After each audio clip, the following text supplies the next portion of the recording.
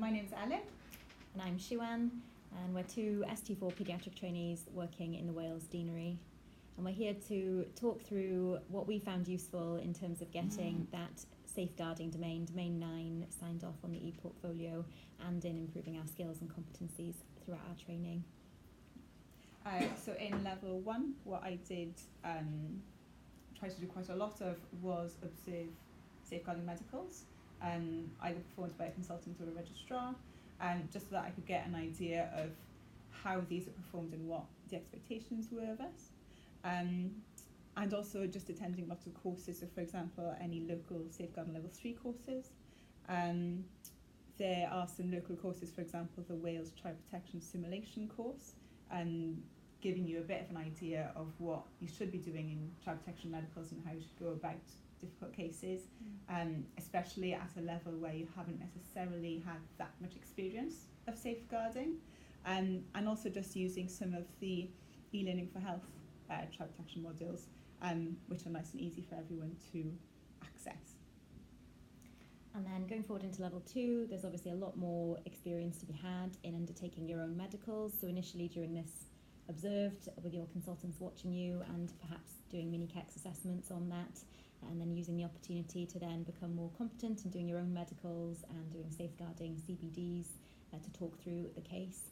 And then obviously starting to write your own reports then, using the Child Protection Companion as a bit of a guide as to how to start these reports, and then getting feedback from seniors through doc assessments as well on your reports to improve that. There's also opportunities then to attend peer review meetings, which I found extremely useful in increasing sort of the understanding of how other clinicians formulate their reports and conclusions, and getting exposure to a wide range of cases. Also attending strategy meetings, and going forward in your training then becoming taking the lead a bit more in the strategy meetings, and maybe using that as an opportunity for a leader CBD. Also reflecting on difficult cases, so there will be times when you're involved in a case that maybe you find upsetting or kind of emotionally distressing, and using that as an opportunity to reflect in your e-portfolio and also discuss that with seniors through safeguarding CBDs. Another thing I've really enjoyed doing then is understanding a bit more about the whole process and how it works by attending looked after children clinics, to see how children in care are regularly reviewed by the medical team, and to gain a further understanding about the process of safeguarding looked after children, and then also attending adoption panels, which can be very, very useful to see how the cases develop and what happens when children are adopted. And I suppose then in level 3 we'll be looking at maybe attending case conferences, so to see that whole process and how it comes together.